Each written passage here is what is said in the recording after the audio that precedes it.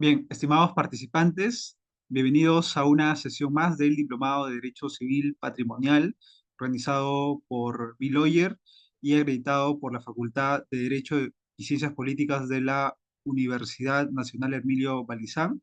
En esta sesión tenemos el grato honor de contar con el doctor Gastón Quevedo, quien nos va a exponer el tema del contrato en el Código Civil. El doctor Gastón Quevedo es PhD, doctor en Derecho, maestro en Derecho y abogado por la Universidad Nacional Mayor de San Marcos, catedrático universitario de reconocidas universidades en pre y posgrado a nivel nacional e internacional.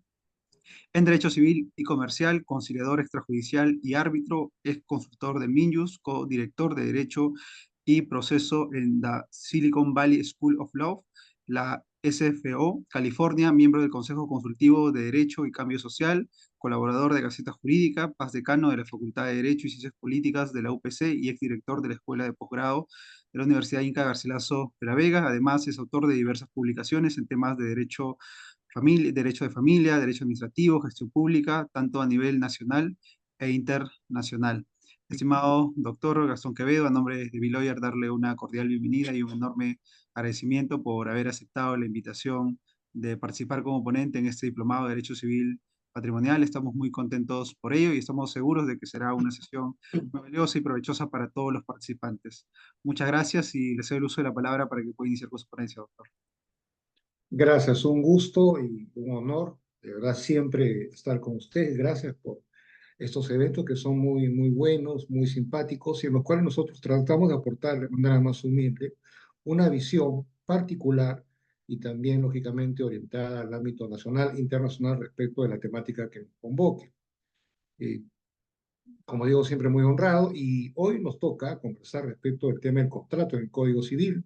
Vamos a conversar brevemente sobre sus antecedentes, cómo se formó, cómo se dio, los enfoques que hay, qué pasa ahora, qué pasó hace 1000 años, 3000 años, cómo se han dado los cambios en las sociedades, qué ha pasado en la globalización y sobre todo un examen obviamente exegético, de alguna manera, sobre nuestro código, donde vamos a ver nosotros el momento histórico en el que se dio, qué fue lo que pasó, algunos cambios o sugerencias que nosotros pensamos, entendemos que de repente podrían darse, y sobre todo, al final, algunas sugerencias, en este caso al respecto, y nos corresponde a nosotros, todos quienes somos enamorados del derecho, me gusta decir esa frase, y quienes somos compañeros en la aventura de la investigación, siempre proponer, porque es bueno siempre nosotros proponer, es bueno siempre aportar algo más allá de lo que han dicho eh, nuestros maestros anteriores, nuestros maestros antiguos, a quienes con mucho respeto vamos a citar en este caso, hemos convocado en el desarrollo del contenido temático y vamos a compartir con todos ustedes. Entonces vamos a hablar respecto de lo que es la historia, en este caso brevemente como corresponde, la doctrina o teoría. Y lo bueno de la doctrina es que nos permite discrepar. La doctrina viene docto, o sea, es decir, lo que piensan, lo que dicen, lo que sienten los entendidos o los doctores, los sabios en la materia en este caso, todo nace lógicamente en Roma, todas las instituciones se sistematizan en Roma, nace en Roma a partir de ahí en adelante. Vamos a ver, como estamos conversando, las tendencias, es decir, la pugna que hay entre lo patrimonial y lo extrapatrimonial. Vamos a nosotros cómo hay países en los cuales los contratos tienen alguna trascendencia extra patrimonial, en el Perú no tienen esa tendencia, entonces ver qué pasa, que ocurre de manera comparada, y no para pensar que, o decir, bueno, como pasa en tal o cual país, tenemos que hacerlo acá, sino ver qué es lo más adecuado. Es bueno a veces incorporar lo que se llaman los pilotos jurídicos, es decir, algunos aspectos en los cuales podríamos ver de alguna manera cómo la población puede moverse en ese caso. Y ojo, las nuevas tendencias son como la moda jurídica, es decir, se dan en otros países, pero eso no quiere decir necesariamente que tendría que darse en el Perú, conforme lo podamos nosotros pensar. Y al final, alguna sugerencia de aporte de parte de nosotros. Entonces, en saberes previos, nosotros podemos mencionar, como estamos viendo, de que la contratación es un acto culturalmente inherente a la vida del ser humano. Entonces, cuando se dice, por ejemplo, qué es el derecho, nosotros decimos de repente de que la definición tradicional nos dice, bueno, es el conjunto de normas que regulan la vida social del hombre. Siempre pensamos que el derecho es un producto cultural porque es creación del hombre en este caso. Entonces, como el contrato es una institución fundamental en la vida del derecho civil, o sea, el derecho de gente es el jus gentium, entonces responde a ciertas ideas insertas en un contexto histórico particular. Por ejemplo, este código del año 1984 tiene 40 años, más o menos la edad de la cual Perú llegó al Mundial, tiene su antecedente en el Código Civil del año 1936. ¿correcto? Y antes en el Código de 1852 han habido variaciones, sí, muchas. Por ejemplo, en el libre contratos, antes se fusionaba con libre obligaciones. En algunos códigos actualmente, por ejemplo, en el Código Bello, que ha servido de inspiración para los códigos colombiano, chileno, ecuatoriano, y de alguna manera venezolano, se mantienen en un solo libro obligaciones, contratos y sociedades, lo que de alguna manera implica una especie de desorden. En ese caso, el nuestro es un código bastante más ordenado. Pero entonces, en la Roma antigua lo que pasaba es, vamos a hacer un viaje al pasado y luego al presente también de manera muy ordenada. Entonces, se trata de fijar el contenido de los contratos y una de las funciones principales justamente es ser, como estamos viendo acá, un vehículo para nosotros poder organizarnos y prevenir a futuro en este caso. Entonces, es fundamental que las sociedades tengan abstracción, es decir, elaboración, meditación, no repetir, no copiar y pegar simplemente, porque los individuos, siendo así, pues van a poder tener una capacidad de elaborar y discernir entre el pasado y el presente, en este caso, porque el contrato, más allá de ser un vínculo de interés, básicamente económico, que es la teoría patrimonial que tenemos nosotros, implica una alianza total y mística, no es decir, un estado análogo y, lógicamente, llevado al parentesco que tenemos con otros códigos hermanos también. Vamos a ver en el viaje comparado cómo hay códigos que de repente, de manera casi taxativa, tienen mucho de lo que tenemos nosotros. Ahora, como fenómeno económico, por ejemplo, es concebido como el centro de la vida de los negocios, lógicamente una herramienta indispensable para el intercambio. Ojo, en algunos códigos se habla propiamente de negocio jurídico, porque el ejemplo del negocio jurídico es el contrato propiamente, porque el acto jurídico en sí podría no ser patrimonial. Pero esta sencillez en la cual nosotros vemos y se envuelve esta institución por el uso que tenemos diario, desde que nos levantamos hacemos contratos, contratamos, se diluye, por ejemplo, cuando nos aproximamos a ya la necesidad de repente tener que hacer un contrato, pero a manera primero de contextualización en este caso. Entonces, doctrina y jurisprudencia, ya los fallos que se supone tienen que ser el cumplimiento obligatorio o que marcan de alguna manera tendencias u órdenes para las diversas salas, tanto, por ejemplo, el common law, que es lo que vemos en las películas, sobre todo norteamericanas, europeas, donde los contratos son más orientados a una gran libertad de forma.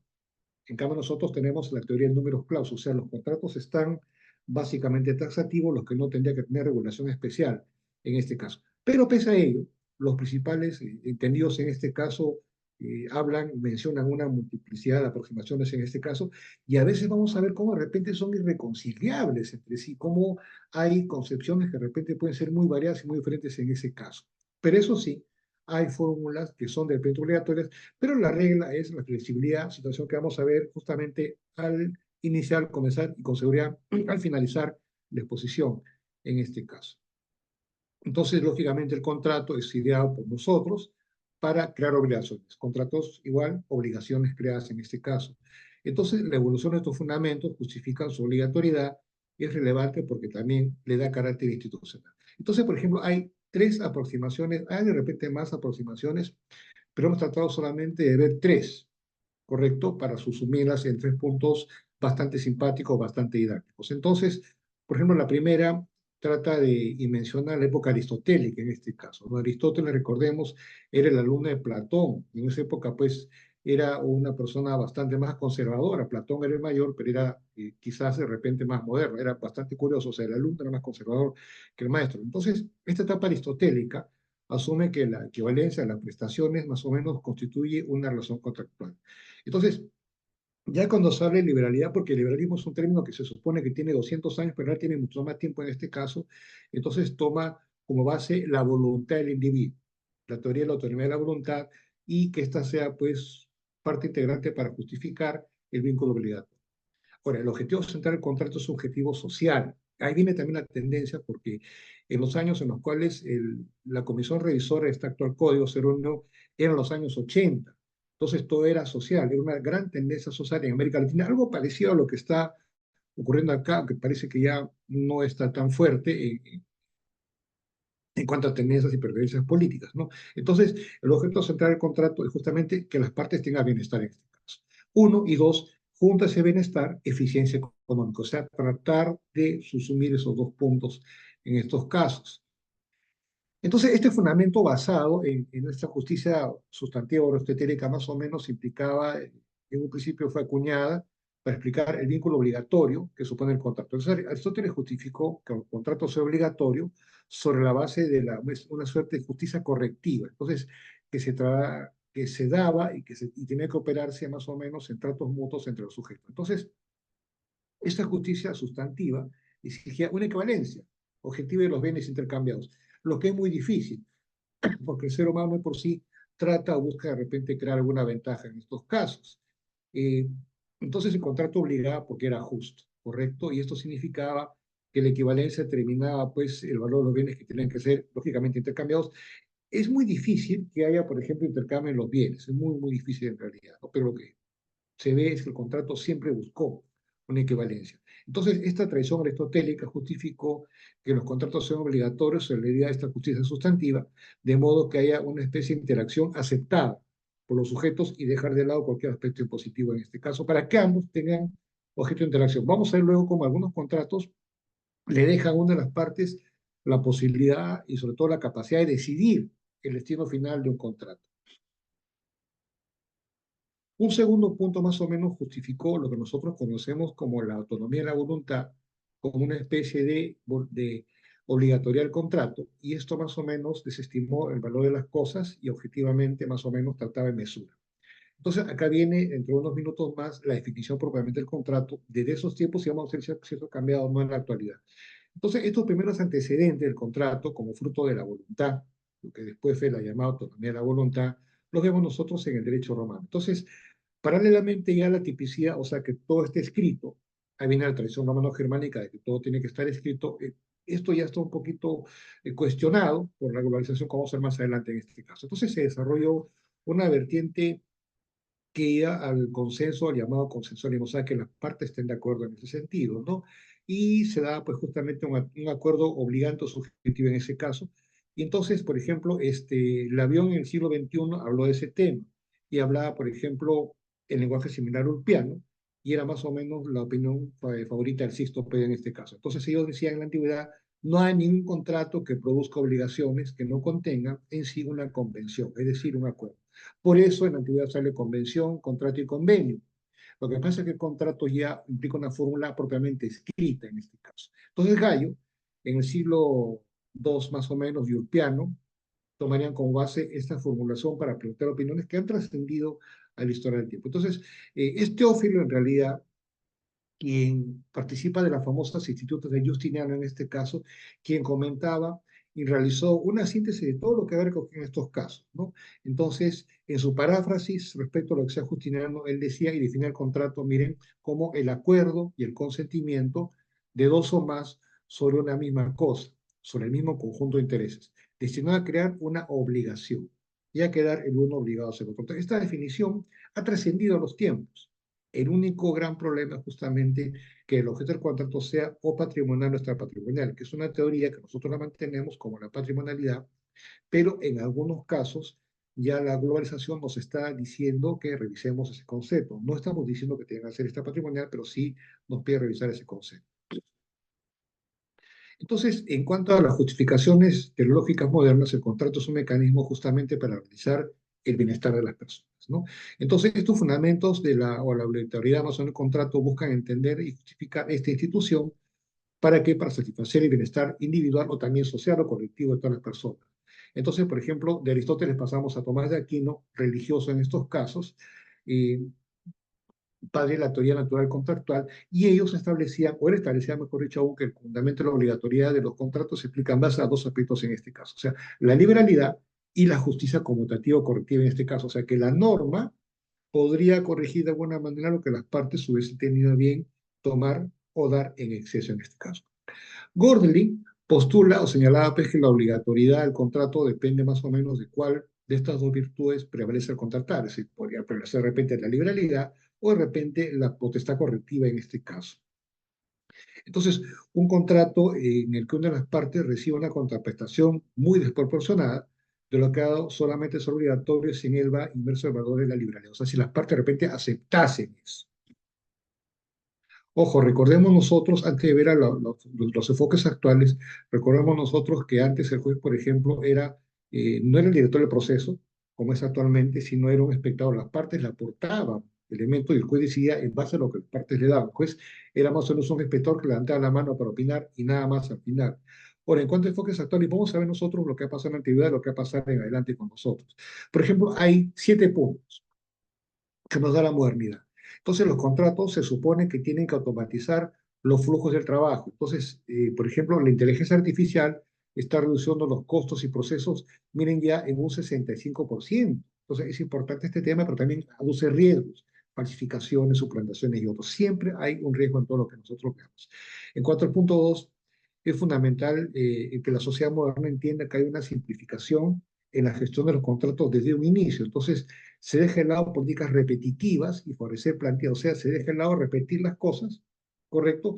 Pero sí favorecer planteadas y planteadas interactivas, o sea, no copiar, pegar, sino planteadas interactivas en este caso. Un tercer punto, en la actualidad, en épocas modernas y tendencias, por ejemplo, busca asignar y revisar los contratos de forma rápida y eficaz. ¿Qué se quiere? Usar tableros de tareas y reglas estandarizadas de flujo de trabajo. Entonces, todo en cuanto a digitalización. El punto cuarto de los 7 puntos que provee, que propone la contratación moderna o digitalizada, implica revisión o negociación de contratos. Entonces, por ejemplo, dejarle una práctica de oficina, esos correos donde se dice, por ejemplo, hay idas y venidas, también dice de repente, quedo atento a tus comentarios, y no se avanza nada con eso en realidad. Entonces trata de dejar un poquito de lado esto. Se busca una interacción con otras soluciones empresariales, una especie de tecnología holística, es decir, que vea todo absolutamente y que optimice todo acuerdo y operación relacionada con lo que quiera la empresa o con los objetivos de la empresa propiamente o el negocio jurídico. El sexto punto implica ejecutar contratos en tiempo real, o sea, tener procesos de aprobación simplificados y basados en datos, es decir, enviar documentos para aprobaciones, reasignar, agilizar el toma de firmas, sacar un proceso de confianza que tiene que darse y tener lógicamente una visión clara para tener, en este caso, control sobre lo que se está trabajando. Y el punto séptimo es el tema de la información. Cuando se le pregunta a las personas qué significa la inteligencia y la información desarrollada, que tiene información vence en tiempos actuales y siempre en todos los tiempos. Entonces, se quiere que se trate de una información procesable para aprovechar el repósito de los contratos. Entonces, incorporar cuadros de mando, que es importantísimo a través de tabletas, y visualizar con esto y con esta alimentación digital datos mejorados. Entonces, hay una opción de búsqueda personalizada. Estos 7 puntos, tengámoslos presentes, más o menos son lo que se quiere ahora, en tiempos actuales, con miras al siglo 3000. Vamos a ver entonces nosotros qué es lo que pasa en estos casos. Y subsumiendo, entonces, se privilegia, ojo, la contratación libre. Nosotros tenemos tradición romano-germánica que nos sale números clausus, ¿no? Ya en la parte de contratos, no generales, que es lo que vemos ahora, sino específicos o tipificados, como se dice en la tenencia moderna, eh, lo extrapatrimonial se está incorporando. Y te puede parecer de repente algo descabellado, pero es una tendencia. Repito, repetimos la idea, no se trata entonces de que los contratos tengan imposición de ninguna manera. Entonces, hay tendencias y desafíos emergentes, por ejemplo, surge la buena fe y el trato justo. Ojo, la tecnología es importantísima en este caso, la buena fe, entendamos nosotros, como se llama, implica pues el convencimiento de que lo que estamos haciendo es lo correcto. Entonces, poco a poco se abre en campo la costumbre y el uso que viene del common law, derecho sajón, poco a poco en esta parte del mundo, y lógicamente desafíos para la aprobación o la aplicación en este caso. Entonces, fijémonos qué pasa en el contrato y en el derecho comparado. Vamos a ver qué pasa en Perú y México y en otros países. Por ejemplo, la definición nuestra en 1351, el contrato es el acuerdo de dos o más partes para crear, regular, modificar o extinguir una relación jurídica patrimonial. Esto viene del Código Civil Literal en 1942, es una copia casi literal. Podemos decir nosotros que el contrato es un negocio jurídico bilateral, correcto, o sea, es patrimonial en este caso en cuanto se perfecciona con el consentimiento de dos o más partes. Entonces, esto va aparte y lo diferencia con el negocio unilateral, que se perfecciona solamente con una manifestación de voluntad en este caso. Por ejemplo, el testamento no es un contrato propiamente, ¿no? Ahora, siguiendo con el tema comparado, en México, por ejemplo, el Código Civil Federal señala en el artículo de 1972, como vemos acá, es un convenio o convenio es el acuerdo de dos o más partes o personas para crear, transferir, modificar o extinguir obligaciones, ¿no? Y ellos se refieren al tema convenios, en el cual dicen que estos producen o transfieren obligaciones y derechos y toman el nombre de contratos. Ojo, para el Código Civil Mexicano de Querétaro, el matrimonio es un contrato, es decir, pues el contrato de matrimonio. En España también, ojo, acá no. Entonces veamos cómo lo extrapatrimonial desde hace mucho tiempo ya tiene alguna connotación en los contratos. No estamos diciendo que tenga que ver, simplemente son nuevas tendencias que se dan en otras partes del mundo. Y el consensualismo, por ejemplo, implica como estamos viendo en el artículo 1352, sobre el perfeccionamiento. O sea, los contratos se perfeccionan por el consentimiento de las partes, salvo los que además de será la forma señalada, la BSN y por la ley bajo de nulidad se van a dar. Entonces, la teoría precedente señalaba estar juntos y de acuerdo, ¿no? Entonces, hoy hablamos de una externalización manifestada, porque las partes ya no tienen lo que se llama inmediación, no están presentes, están ausentes muchas veces. Entonces, hablamos de una digitalización que de repente puede traer más de un problema, ¿no? Por ejemplo, el caso de las compras por Internet, los deliveries, Mercado Libre y otros, que también, si bien es cierto, nos han agilizado la vida, están acorde con los tiempos, nos pueden traer más de un problema por delitos, estafas y otros que tranquilamente puedan darse. Entonces, en cuanto al consensualismo del Código Civil de México, más o menos señala que los contratos se perfeccionan por el mero consentimiento, salvo aquellos que deben revestir una forma establecida por ley en este caso, ¿no? Desde que se perfeccionan, obligan a los contratantes no solamente a cumplir el contrato pactado, sino también a las consecuencias que según su naturaleza se puedan dar conforme a la buena fe y de la ley. Entonces, es algo similar a lo que pasa en nuestra realidad en la realidad mexicana en este caso. La tipicidad. Entonces, todos los contratos de derecho privado, inclusive los innominados, o sea, los que no están propiamente dentro del contrato, están sometidos a lo que se conoce como reglas generales en esta sección, salvo cuando resulten incompatibles con lo particular de cada realidad jurídica que se pueda dar. Podemos decir que la novedad son los contratos atípicos, son aquellos que salen de los códigos, y entonces son un problema para superar la complejidad de la ausencia de conocimiento jurídico del contratante, porque el contratante va a encontrarse con figuras nuevas que no están propiamente reguladas en un cuerpo jurídico como es un contrato en este caso. Pero el mundo globalizado está superando ya esta realidad jurídica imperante. En cuanto a la libertad de contratación, por ejemplo, nosotros vemos que las partes pueden estar en potestativo de determinar libremente el contenido del contrato, siempre que no sea contrario a la norma legal imperativa. Entonces, el llamado orden público abarca tanto al derecho privado, al derecho civil, mercantil, etcétera, o corporativo, como quieran llamarlo, como al público, y también involucra un funcionamiento del que deben gozar toda institución, sea estatal o sea privada en este caso. Y este orden público incluye también a las normas imperativas. Entonces, por ejemplo, en este caso hay dos puntos, ¿no? La norma imperativa y las buenas costumbres. Las imperativas pues, son disposiciones de obligatorio cumplimiento que afectan principios fundamentales de la sociedad y están incluidas pues, dentro del concepto de orden público en este caso, que es un concepto que lo esbozó Diez Picasso y Aristóteles hace ya más de 3000 años. Miren cómo se dan estas simbiosis. Y las buenas costumbres más o menos significan un debe ser, un orden, un respeto, un actuar de manera libre, pero no significa, por ejemplo, de manera profana ser buena gente, significa el convencimiento de que lo que está haciendo es lo correcto en este caso. Entonces, estas buenas costumbres involucran la penetración de la moral al derecho, pues es un término muy abstracto, muy subjetivo, y la sujeción de nuestras conductas en un momento determinado. Es decir, son reglas de conducta que, ojo, van a ser cambiantes en razón del tiempo de la sociedad. Las buenas costumbres de hoy no son las buenas costumbres del año 1970, 60 o 40. No, no, no. Esto va a cambiar con respecto a los tiempos. Acá ven, por ejemplo, lo que es el dirigismo contractual. Acá no tenemos un poco porque está el término interés social, ¿no? Entonces, el término interés social se dio porque esta constitución del año 84 se dio antes del código, perdón, antes de que se diera la nueva constitución de 1993. Imperaba entonces la constitución de 1970 en el gobierno militar, gobierno socialista, en buena parte de América Latina. Acá tenemos también en ese tiempo una etapa socializante. Entonces, el término interés social estaba dado. Entonces, eso más o menos es un término bastante ideológico de izquierda, y eso, perdónenme que lo diga, a los más jóvenes sobre todo, eso pues orientó a la inversión. La inversión se fue a otros lados porque se decía que eso ya implicaba alinearse más a la izquierda en esos tiempos. Pero tenemos eso, no ha sido modificado, tampoco realmente es malo, pero en esa época entendemos ser aplicable o ya ha sido superado en este caso. Entonces se dice que la ley, por consideraciones de interés social, público, ético, hoy se dice interés general propiamente, puede, está en potestad de poner reglas o establecer límites al contenido contrato. Entonces, es una excepción del Estado a la libertad de las partes, ¿no? Una especie de, se puede decir, jalón de orejas o aviso cuando de repente hay exceso de los particulares, ¿no? Entonces, bastando simplemente esta invocación. ¿Qué señala el Código Civil Federal brasilero? Por ejemplo, la libertad de contratar va a ser ejercida en razón de los límites de la función social del contrato. Es algo muy parecido. En este caso, la fórmula brasileña a la fórmula legal peruana. La supletoriedad es algo importante. Entonces, nosotros vemos que las disposiciones de la ley sobre contratos son supletorias de la voluntad de las partes, salvo que sean imperativos, salvo que el Estado disponga que tengan que cumplirse sí o sí o per se. Entonces, podemos comentar que la autonomía de la voluntad tiene límites, no es totalmente libre en este caso, no es absolutamente discrecional, el interés del privado, el interés del Estado. Por ejemplo, nosotros hemos llevado siempre personas, artículos, por ejemplo, si vemos artículos 3, 4 y 5 y 6, será de las operaciones de repente de reasignación o de cambio de sexo, que en otros países, bueno, se dan.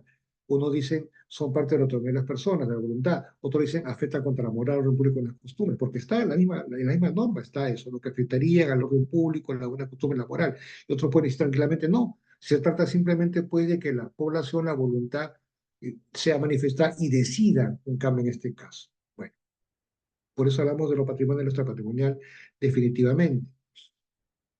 Ahora, los contratos ley sí son, por ejemplo, un dolor de cabeza para mucha gente. Entonces, fíjense acá, nuevamente el término por ley, es decir, nosotros hablamos en este caso del sumo legal, el máximo legal en la epidemia jurídica. Entonces, por ley, sustentar razones de interés social, nacional o público, son prácticamente lo mismo.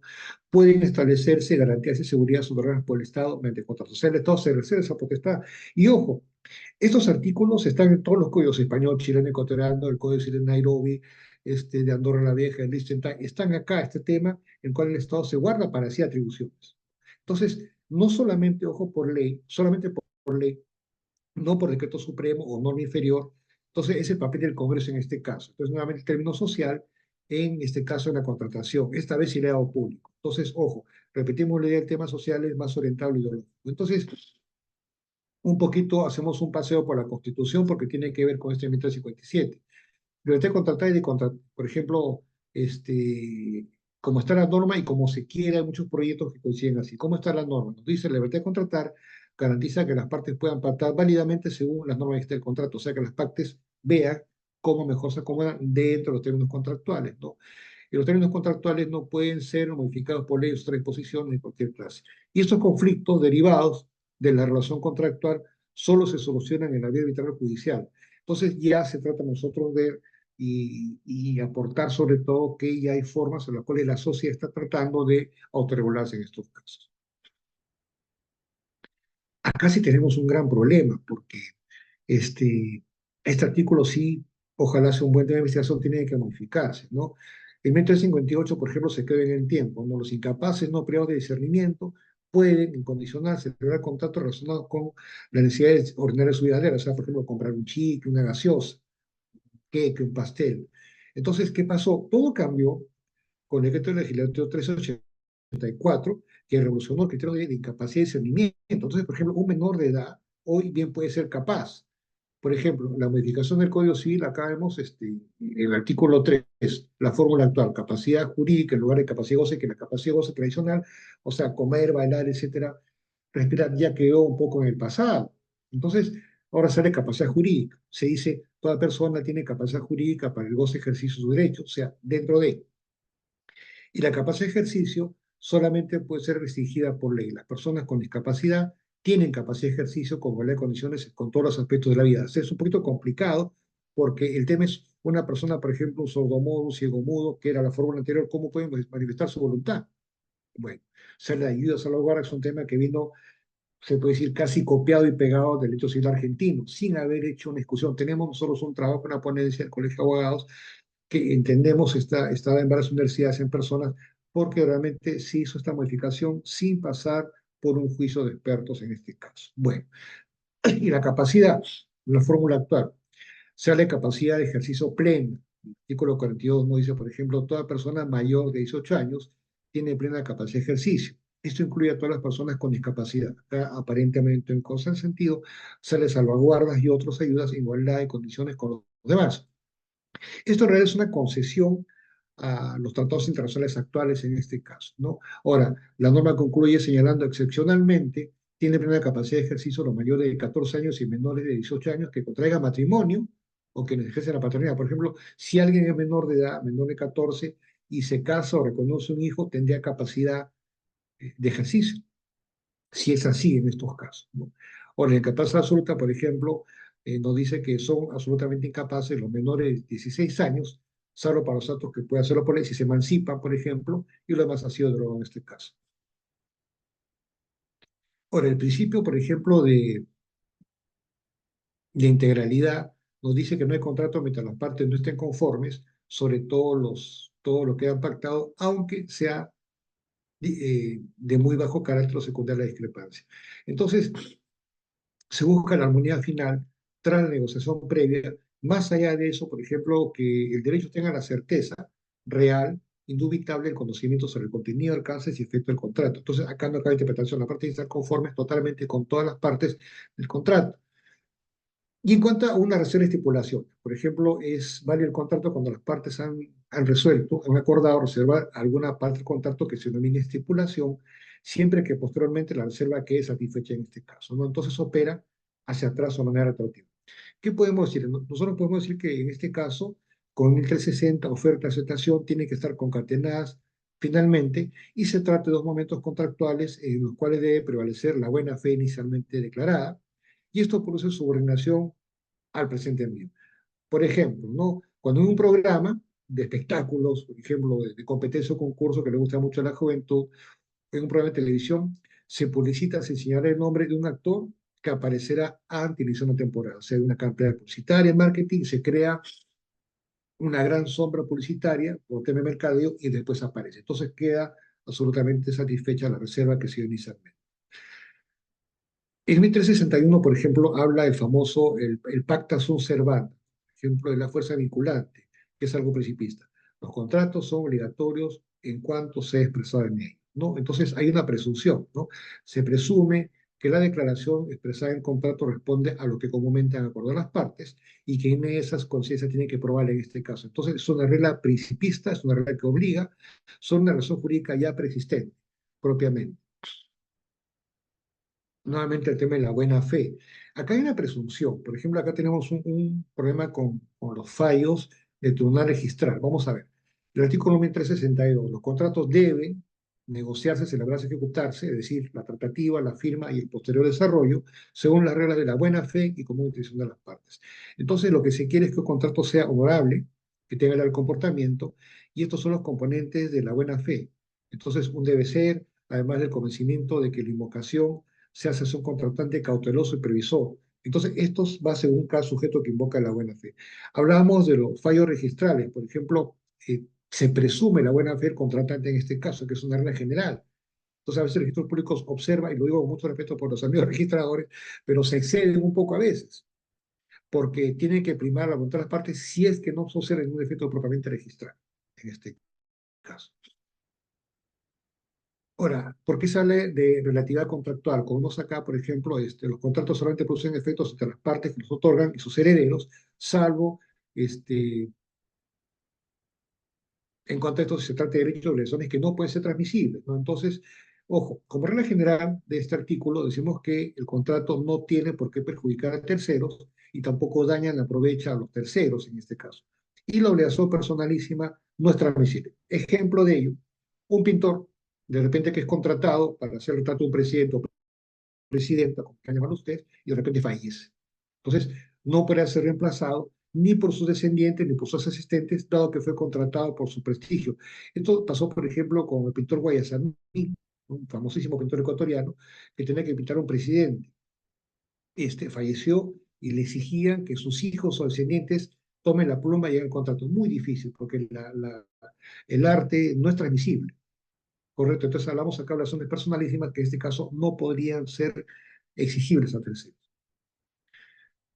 Ahora, ¿qué pasa en la negociación? ¿Qué nos dice la práctica en un contrato? Por ejemplo, los gastos y tributos que origine la celebración, la firma de un contrato, se dividen de manera paritaria, ¿no? Salvo en posición legal, que es muy difícil, o de repente pacto distinto. O sea, los contratos no dicen que tiene que pagar el comprador o el vendedor, es una práctica que se puede dar. Por ejemplo, se dice, bueno, en una compra-venta, de repente, bueno, que pague, que comprador, que si le interesa una transferencia y otros. Entonces, pero también puede darse de manera concordada. Entonces, nosotros decimos que acá se privilegia el trato paritario y la tradición de pago con los gastos contractuales que va a recaer generalmente en el beneficio patrimonial. Ahora, la pregunta es, por ejemplo, si en la etapa de negociación una de las partes invirtió con mucha velocidad, de repente estudios de prefactibilidad, planos, por ejemplo, en temas de inmuebles son más o menos entre 8 y 14 planos, estudios, si trata de terrenos seriazos y otros, de peritajes. Entonces, nuevamente, si en etapa de negociación una de las partes invirtió con mucha mayor velocidad que la otra y se ha pactado, pues, en base a este artículo, ¿qué pasa con el costo-beneficio? Una de las partes que tendría mayor desmedro que otra. El 1365 nos habla, por ejemplo, de algo que de repente podría no ser muy frecuente. Se dice que en los contratos de ejecución continuada, que no tengan plazo convencional o legal determinado, por ejemplo, cualquiera de las partes puede ponerle fin mediante un aviso previo, remitido notarialmente con anticipación no menor a 30 días. Bueno, y bueno, transcurrido el plazo, opera la norma y es resuelto el pleno derecho. Pero se trata de cuando las partes no han previsto con exactitud los alcances temporales de sus obligaciones. Entonces habría incertidumbre. Yo no sé si en tiempos actuales una persona puede ser tan desordenada que pacte sin poner fechas y otros vencimientos. Entonces, se trata de finalizar contratos eternos en este caso. O sea, yo me gusta decir el término parte desordenadas en este caso. Entonces, se trata en la práctica de una resolución del contrato por decisión unilateral. Ahora, la pregunta es, ¿se puede pactar un arrendamiento? Yo arriendo un inmueble, por ejemplo, sin fijar plazo de vencimiento, un poco difícil de creer. Ahora, en cuanto a las provisiones, estas provisiones están básicamente, sobre todo, en el ámbito privado del derecho civil hacia el ámbito público. O sea, más o menos ha habido una especie de intromisión en este caso. Vamos a ver por qué se trata. Se trata de evitar conflictos de intereses y también de prevenirlos en ese caso. Entonces, por ejemplo, no pueden adquirir hechos reales propiedades, por ejemplo, por contrato, legados o hasta públicos, o sea, quienes son beneficiados con una herencia, no siendo herederos forzosos, de manera directa e indirecta, ¿quién? El presidente, vicepresidente de la República, los senadores y diputados. Ojo, estamos volviendo a esa fórmula, esto estaba antes, cuando hemos tenido un Congreso unicameral mucho tiempo, pero ya se aprobó, o sea, para el próximo tiempo se va a reactivar este tema, senadores y diputados, los ministros de Estado, funcionarios de la jerarquía, magistrados de las Cortes Superiores, es decir, todo lo que vendrían a ser básicamente las OCAS, o los miembros de organismos constitucionales autónomos en este caso, prefectos, demás autoridades, funcionarios, servidores, sector público, magistrados árbitros. Vamos a tener tema los plazos. ¿Y por qué? Entonces, por ejemplo, tampoco pueden adquirir los bienes del Ministerio Público los bienes comprendidos en los procesos en los cuales ha intervenido por su función. O sea, imagínense de repente se incauta un inmueble al narcotráfico y esto se va a dar lógicamente para una dependencia pública, para que funcione de repente una fiscalía mixta, centralizada, un albergue de menores. Entonces, imagínense, un fiscal no podría tomar posesión de ninguna manera, ni directa ni indirectamente. Entonces también los abogados sobre los bienes que son objeto de un juicio en que ha intervenido, lógicamente, o lo han hecho por asunto de profesión. Ojo, hasta después de un año, concluido en todas sus instancias, no por un tema de evitar cualquier sospecha en este caso. Entonces, no se da cuando hay cotalito, o sea, el abogado, por ejemplo, pacta. Yo recupero un inmueble, por ejemplo, un edificio de 38 pisos y de repente pactamos que me toca un departamento. Esos también son los cotalites. Los albaceas, que son los llamados ejecutores testamentarios, en este caso, no solo bienes que administran. Ahora, quienes también por acto de ley, autoridad, administraciones ajenos, los agentes de comerciales, las sociedades agentes de bolsa propiamente, los martilleros y peritos, sobre bienes cuya venta les dio confianza. Imagínense un perito adjudicándose en bien, no se puede, en este caso un martillero tampoco, hasta transcurrido un año. Y también tenemos el tema de los parentescos, ¿no? Por ejemplo, las prohibiciones se aplican también a los parientes del cuarto grado en consanguinidad y segunda afinidad. Entonces, acá vemos quiénes son estas personas. Entonces, en el cuarto grado de consanguinidad podemos acá, están, por ejemplo, los primos hermanos, los tíos abuelos, cuarto grado de consanguinidad, ¿correcto? Y de repente la afinidad, o sea, los que ya no tienen nuestra sangre. ¿Quiénes son? Los cuñados, nuestros cuñados, los abuelos del cónyuge, de nuestra cónyuge, los nietos del cónyuge, si los hubieren, los hermanos del cónyuge, sería el segundo de afinidad. El afín es que no es nuestro consanguíneo, correcto, es solamente afín. Ya que tenemos un cuadro que lo pueden conservar para mejor apreciar en este caso. Entonces, estas prohibiciones sobre presidente, vicepresidente, senadores, ministros, fiscal de nación, albacea y otros, por ejemplo, rigen hasta 6 meses. Es lo que se conoce como el plazo de la sospecha. Se supone que transcurrió 6 meses de que han ejercido función más o menos indirecta, ya no tendrían o no pueden tener algún interés en este caso y cesaría. Es decir, al mes siguiente sí podrían tener alguna injerencia en este caso. Y el negocio jurídico trata de que se celebre sobre este, permitiendo al sujeto de repente adquirir algún derecho real. Ahora, eh, no rigen las prohibiciones, por ejemplo, cuando se trata del derecho de copropiedad o de la acción en pago en este caso. Entonces, albaceas y abogados que hayan tenido que no pueden hacer. ¿Quién es el albacea? En el artículo 751, si mal no recuerdo, el albacea es el ejecutor testamentario.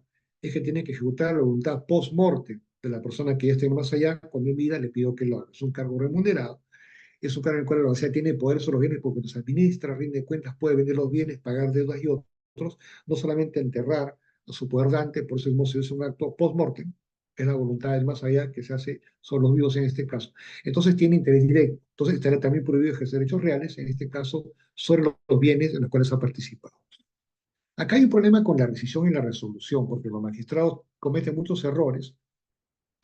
Por ejemplo, dicen comúnmente, resuelve este contrato, rescinde este contrato, pero sin obviar los tiempos. ¿Qué significa la rescisión? Acá se deja, por ejemplo, sin efecto un contrato por una causal existente al momento de la celebración. Entonces, antes de la celebración, por ejemplo, la lesión, el artículo 1447 del Código Civil, que dice más o menos lo siguiente. Entonces, hablamos de un contrato que tiene un vicio, una causal que se da al momento de la celebración. ¿Qué nos dice el artículo 1447? La acción rescisoria por lesión solo puede ejercitarse cuando la desproporción entre las partes al momento de celebrarse el contrato es mayor de las dos quintas partes y siempre y cuando, por ejemplo, tal desproporción resulte del aprovechamiento por unos contratantes de la necesidad premiante. Pero ¿cómo acredito el aprovechamiento? Estamos en un 66%. ¿Qué pasa, por ejemplo, si de repente yo tengo la urgencia de operar un pariente, tengo un Rolex, ahora que estamos en los Rolex, y de repente lo empeño y me da, pues no sé, 35.000 soles y me alcanza para operar al pariente. Y quiero recuperar este Rolex y digo, este Rolex en realidad valía más o menos 260.000 soles y se aprovecharon de mi necesidad. ¿Cómo apruebo eso? No se puede. El Código Civil ruso, por ejemplo, buscaba hace más o menos 27 años, buscar derogar esto, porque decían ellos, perdón, no lo digo yo, lo decían ellos, decían es una causal de estupidez, porque no lo digo yo, lo decían los rusos, en realidad era imposible pensar que una persona se aproveche de otra en estos términos en este caso, porque ¿qué pasa? Si yo voy a un juez, tengo que probar ante el juez que se han aprovechado de mi necesidad, pero ¿cómo lo hago? La persona que empeña me dirá pues simplemente, no, acá está la boleta de empeño y nada más. Y la resolución es el efecto posterior. Por ejemplo, acá se deja sin efecto un contrato válido por causal sobreviviente a su celebración. Entonces, hablamos de una ineficacia estructural, en este caso el contrato, y es proporcionada, pero sobre todo por sucesos extraordinarios. Y se dice que esos sucesos tienen que ser difíciles de prevenir. Por ejemplo, aquí dice 1440. En los contratos conmutativos de ejecución continua, que son periódicos diferidos, son una prestación que se da en el tiempo, sin intervalos casi, si la prestación llega a ser excesivamente onerosa por acontecimientos extraordinarios e imprevisibles, la parte perjudicada puede solicitar al juez que la reduzca o cometa la contraprestación en este caso. Y si no se puede, el juez decidirá que se resuelve en este caso. Ahora bien, el tema es la probanza. ¿No? Por ejemplo, ¿cómo la parte puede hacer eso? En el año 2003 hubo una comisión de los juristas que son, a quienes aprecio mucho, son muy amigos, pero Alfredo Bular, Forno, que propugnaban aplicar el análisis económico del derecho al Código Civil. Entonces, más o menos proponían derogar más o menos 600 artículos, entre ellos la rescisión, resolución, la lesión y la excepción de universidad, porque decían que el libre comercio y la liberalidad de formas no podían estar atadas por normas que eran estatales. Bueno, es un tema que ya, entiendo ustedes lo pueden ver, como tranquilamente uno muy simpático trabajó en investigación. ¿Cuáles son los efectos? La rescisión, o sea, cuando hay un vicio firmando el contrato o antes, se declara judicialmente, pero los efectos se retrotraen al momento de la firma. Por resolución, esto es judicial o extrajudicial. Los jueces no quieren invocar directamente este artículo, prefieren un proceso de conocimiento larguísimo que tranquilamente puede tener pues 6 años o 7 en primera instancia. En estos casos, en ambos casos, los efectos de la sentencia se retrotraen al momento en que se produce la causal que lo hace en este caso. El Código Civil de México, por ejemplo, señala, si la modificación no pudiese ser exactamente proporcional, el juez reducirá la pena de una manera equitativa, teniendo en cuenta la naturaleza y demás circunstancias de la obligación. Bueno, ¿Cómo se perfecciona el contrato? Entonces, en el momento y lugar en que la situación es conocida por el oferente. Entonces, hablamos de la oportunidad en que el contrato ya concluido produce efectos en ese caso. Entonces, lo que se quiere es que se combinen el sentido de integrarse recíprocamente de modo tal que se produzca una coincidencia, que es lo que se quiere en la voluntad de ambas partes con relación al objeto real del contrato. Cuando sale conocimiento y contratación entre ausentes, por ejemplo, y este es un criterio superado por obsoleto, ¿no? Por la globalización. Entonces, la oferta, su revocación, aceptación y cualquier otra declaración contractual dirigida a determinada persona se consideran conocidas en el momento en que llegan a la dirección del destinatario, salvo que por dolo culpa no se puede contraer. Entonces, hablamos de la teoría de la recepción con presunción de cognición. ¿Qué significa? Que toda declaración contractual y dentro de ella la aceptación se entiende conocida en el momento en que llega al domicilio en este caso, a no ser que se pruebe que no ha sido tal de parte del destinatario. Esto ha sido ya poco superado por la globalización. Ojo, la oportunidad, hablamos de plazos, horas y tiempo. La aceptación debe llegar, perdón, a conocimiento del oferente dentro del plazo establecido por él en este caso. Entonces, para que esto ocurra, para que ocurra la aceptación, tiene que ser oportuna. Entonces, la extemporaneidad, o sea, aceptar después, implica una negativa. Nos referimos entonces al plazo, certitud, y cuando hay criterios de demora y retraso que operan en algunas sociedades, particularmente latinoamericanas, no operan. Hablemos, por ejemplo, de la hora peruana. Si hablamos de hora peruana, ya no podríamos de repente aceptar en este caso o estar dentro del plazo. La contraoferta más o menos obedece a un caso concreto cultural, por ejemplo, pedir una rebaja en el precio, en las condiciones del pago, ¿no? Ojo, la aceptación tardía y oportuna que no se conforme a la oferta equivale a una contraoferta. Entonces, sin embargo, el oferente puede considerar eficaz una presunción, la aceptación tardía o la que se hace o la que se hace de repente con modificaciones, con tal que se hizo inmediato en ese sentido aceptar una oferta o una rebaja que se puede dar en estos casos. En ofertas alternativas, hay varias ofertas, ¿no? Son varias las ofertas alternativas que de repente se hacen a un mismo destinatario y la aceptación de cualquiera de las ofertas alternativas da lugar a la formación del contrato sobre el cual el destinatario haya expresado su aceptación. Entonces hablamos de, como nos acá, muchas ofertas o la llamada pluralidad de ofertas en este caso y o la variedad de ofertas para la doctrina. La forma requerida, hablamos ya de las formalidades propiamente. Por ejemplo, se dice que no tiene efecto la aceptación que se formule sin observarse la forma requerida por el oferente. Pero el tema de los requisitos formales, por ejemplo, o de repente los requerimientos del oferente, tiene que entenderse con amplitud, ¿no? ¿Qué pasa si el oferente de repente bien dice o dispensa de lo inicialmente pactado? Es decir, dice, ya no me deposite, no quiero bancarizarlo por alguna razón, es una cantidad mínima, y de repente dice, ya péame. Por edad en este caso. En las ofertas cruzadas, por ejemplo, el contrato se perfecciona cuando se acepta una de ellas, ¿no? Entonces, se dice que hay ofertas cruzadas que son formuladas simultáneamente por dos o más partes cuando se propone la celebración, por ejemplo, entre ellas de una misma contratación sobre el mismo bien. Por ejemplo, Fernando le ofrece, es un ejemplo, venderle a Gabriela una casa de campo por 180.000 cancelables al contado de contado. Y simultáneamente, Gabriela le dice a Fernando comprarle coincidentemente el mismo inmueble al mismo precio y en la misma forma de pago, o sea, una oferta mutua en este caso. Lo tácito.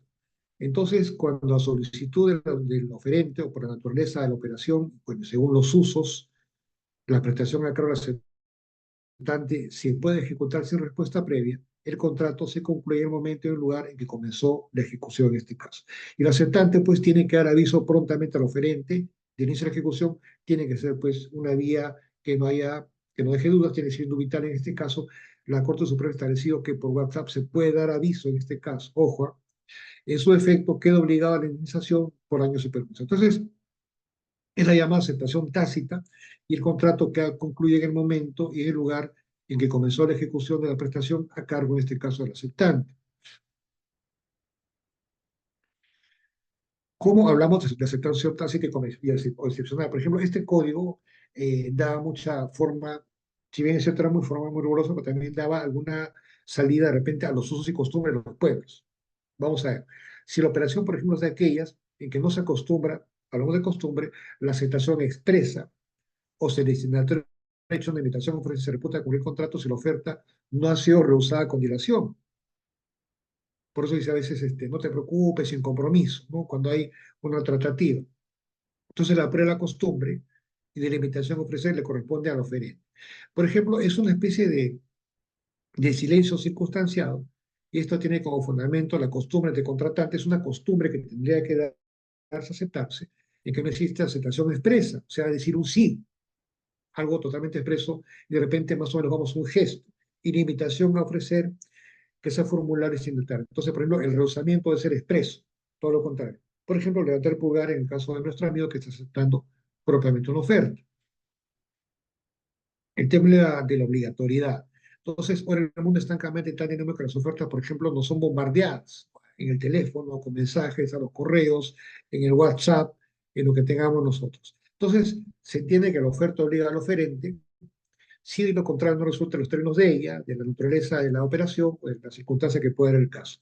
Entonces, ojo, si bien la aceptación implica un efecto de la oferta, hay que preguntarse, por ejemplo, si en estos tiempos, vía WhatsApp o Facebook, tienen esa potestad, o sea, el potencial oferente, aceptante, con cláusulas de repente que no son muy claras, letras pequeñitas, que bien podrían ocasionar negativa, de repente, o confusión y un contrato que no va a ser deseado en términos reales.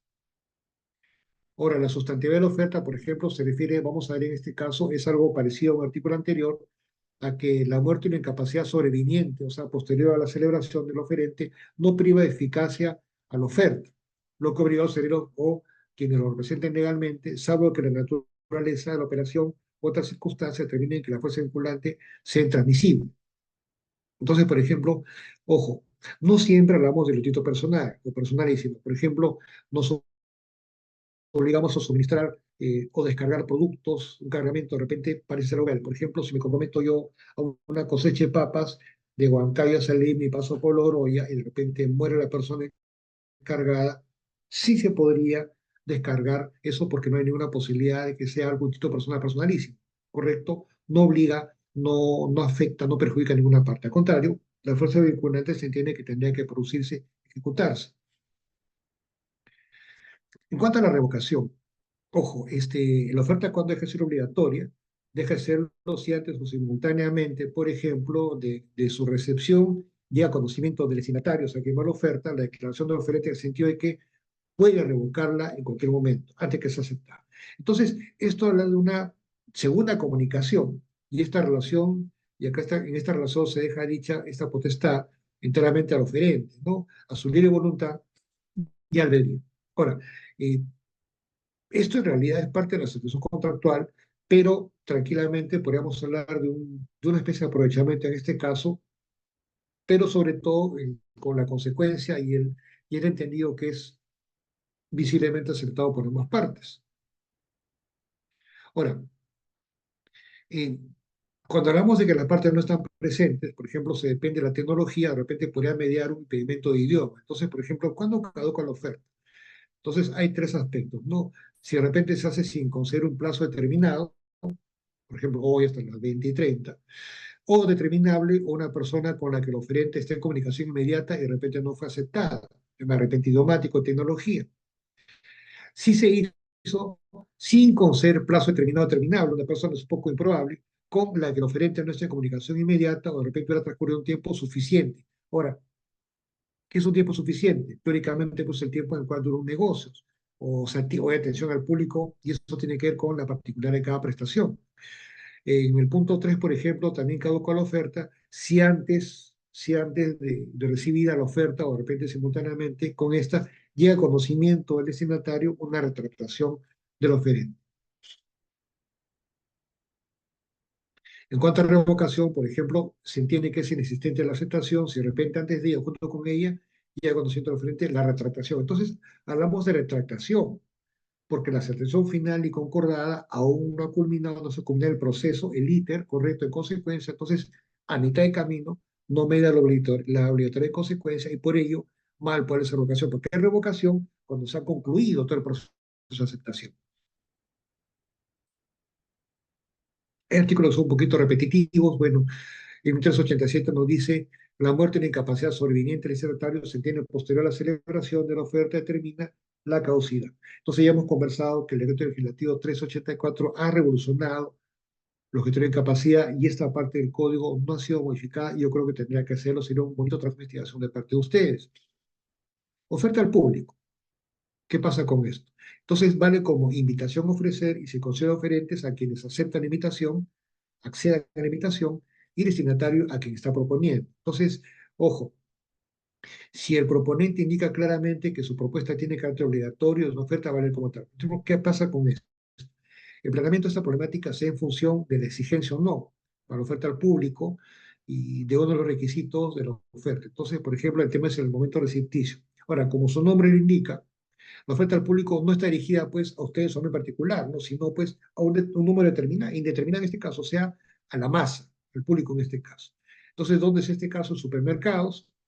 La gente va, compra o no compra, va a Plaza B, a Totos, eh, Macro, donde quieran ustedes, un mercado de repente hay publicaciones, leemos publicaciones vía medios de comunicación, como ropa de Ripley, vía catálogos digitales o físicos, aparatos automáticos, teléfonos públicos, tragamonedas, etcétera. Yo si quiero juego, no juego un tragamonedas, correcto, ventanilla, venta boletos son los carteles. Entonces, el efecto de esta llamada politización con los acá es que el proponente no queda obligado a contratar, pues su comunicación no está dirigida a comprometerse. O sea, yo, por ejemplo, voy, me dicen remate de ropa en tal tienda, entonces voy, comienzo a coger ternos, sacos o lo que sea, pero en ese momento no estoy obligado, ¿correcto? Sino a dar a reconocer mi deseo en este caso.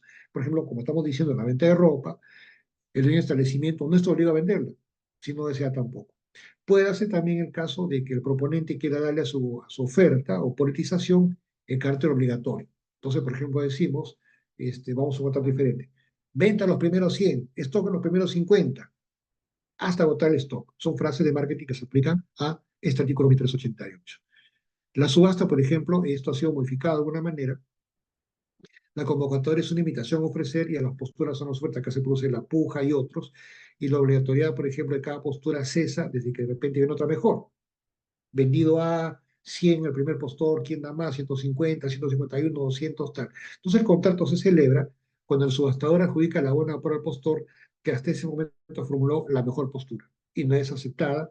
Usualmente dice la costumbre a la 1 de 3, 1, 2, 3, vendido a tal. Entonces se dan tres declaratorias de voluntad en este caso, no uno o dos. La convocatoria para que cualquier persona sea postor, la presentación de las posturas, levantando la mano, que es la forma generalmente dada, con deseo físico, pero actualmente y esto se supera por la digitalización, y la adjudicación de la buena adjudicado o vendido a tal. Entonces, en la forma de los contratantes en general solamente hay dos declaraciones de voluntad, la oferta y la aceptación, y esto ha sido superado porque es el adjudicador en realidad quien manda en estos casos.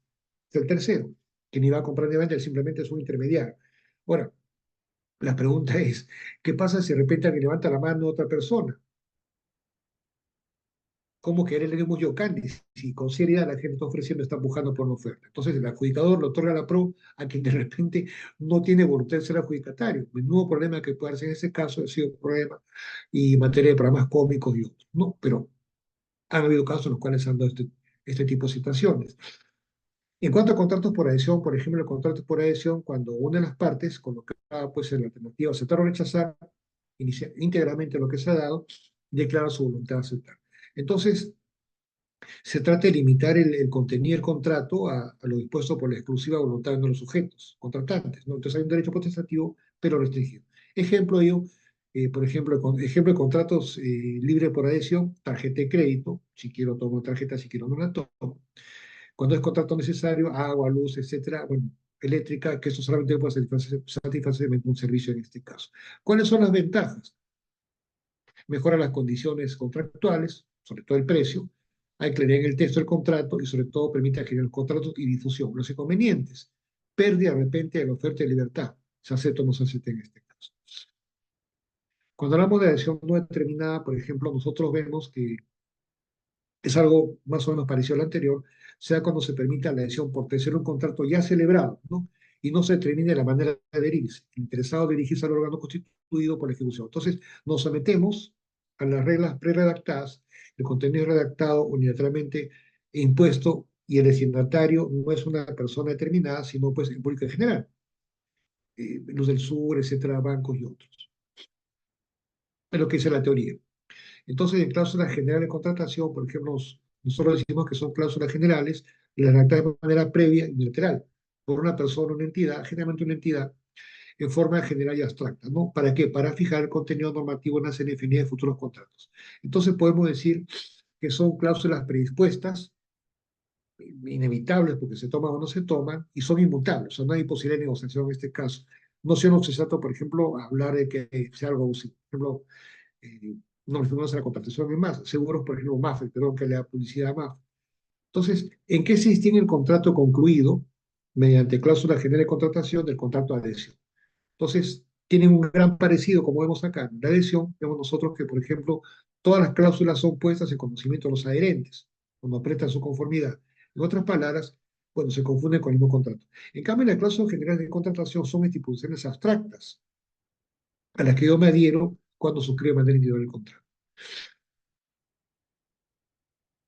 En esta época, por ejemplo, acá consideramos lo que pasaba no en la antigüedad, sino en la época de los años 80 hasta los años 90 y 2000 de repente. Entonces, la cláusula general de contratación aprobada por la autoridad administrativa se incorporan automáticamente a todas las ofertas que se formulen para contratar con arreglo a ellas, ¿no? Entonces, ahora, este tipo de control tiene un problema porque incrementa los costos de los bienes y esto puede perjudicar tranquilamente a la parte contratante. Este sistema debe ser empleado para algunos casos muy especiales, por ejemplo, como contratos de seguros, en los que de repente por la gran complejidad que van a percibir, este tenimiento de cabalidad escapa pues, del común de las personas y que más o menos tiene que haber ya un control administrativo antes de que se firmen los contratos, o sea, una intervención estatal previa de cautela.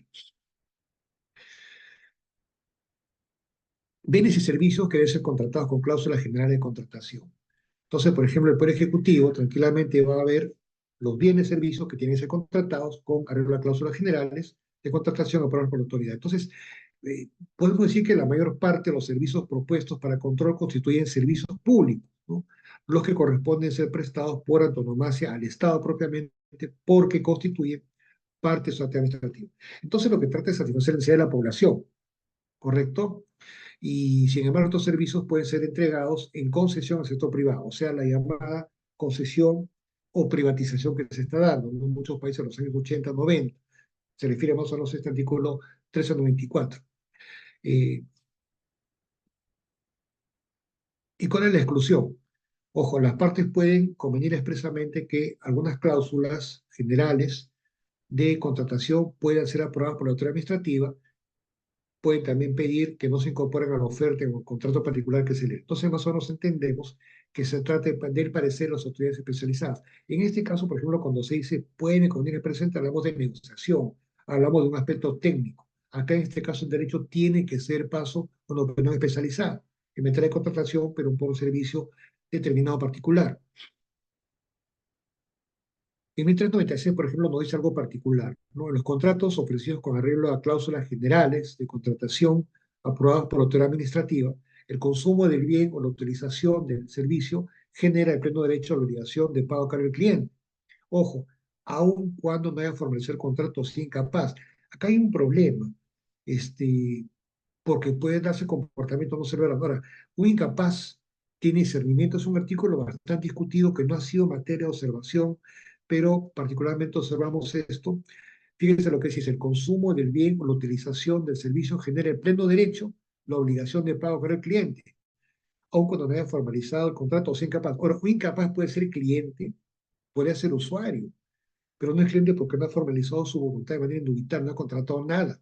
Entonces, este artículo sí tiene graves complicaciones en ese sentido, lo decimos de la manera más respetuosa.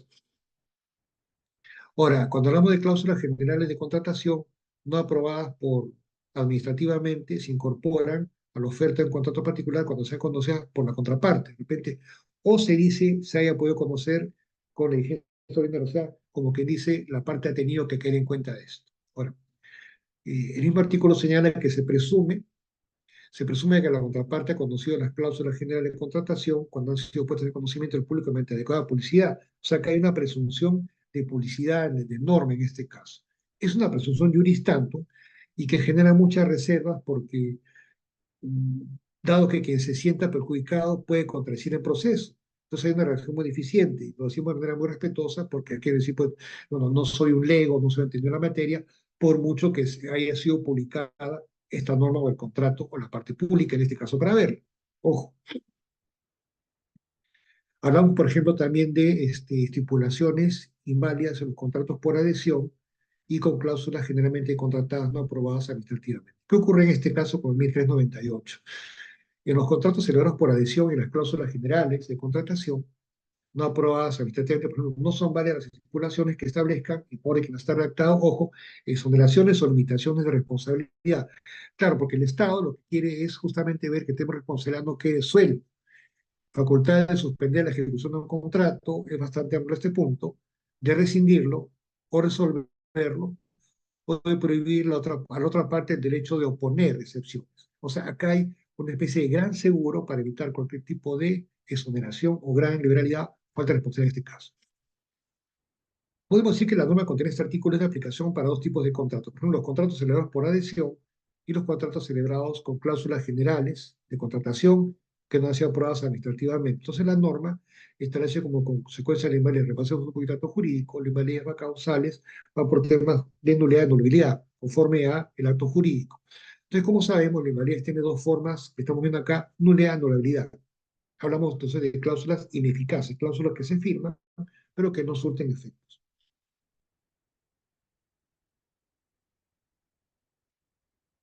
En 1399, por ejemplo, ahora los contratos nominados son la segunda parte ya de los contratos celebrados por adhesión o con arreglo a cláusulas generales de contratación no aprobadas administrativamente y carecen de eficacia a las estipulaciones contrarias a las normas establecidas para el correspondiente contrato, a no ser que las circunstancias de cada contrato particular justifiquen su validez. Entonces, finalmente vamos a que esto lo resuelve un juez. Va a tener que ser materia de necesariamente participación judicial.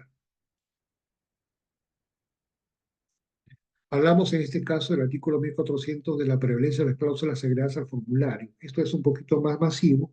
Entonces, en los casos del artículo 1327 que hemos visto, las cláusulas agregadas al formulario van a prevalecer sobre las de este. Cuando sean cometidos con incompatibilidad, van a prevalecer lo que está en el formulario. Aunque las últimas no hubiesen sido dejadas sin efecto en este caso. Entonces, la llamada maleabilidad contratal. Maleabilidad contratal no significa pues algo malo, significa que se permite un cierto margen de maniobra necesario para una especie de negociación. Es de los pocos casos en los cuales habría alguna posibilidad de diferenciación.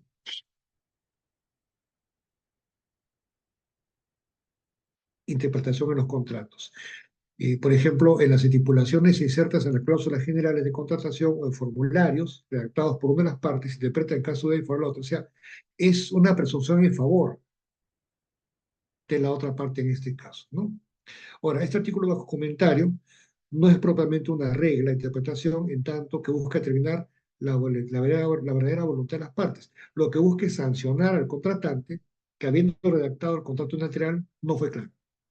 Ahora, no podemos negar pues, que este 1401 del Código Civil juega pues, un rol muy importante en el proceso de interpretación de los contratos, ¿no? Y en términos prácticos se le asimila una especie de regla interpretativa especial. Y es cierto, aunque tenga efectos deformantes de la voluntad de las partes. ¿Qué sea en el Código Civil brasileño, el Código Civil Federal brasileño?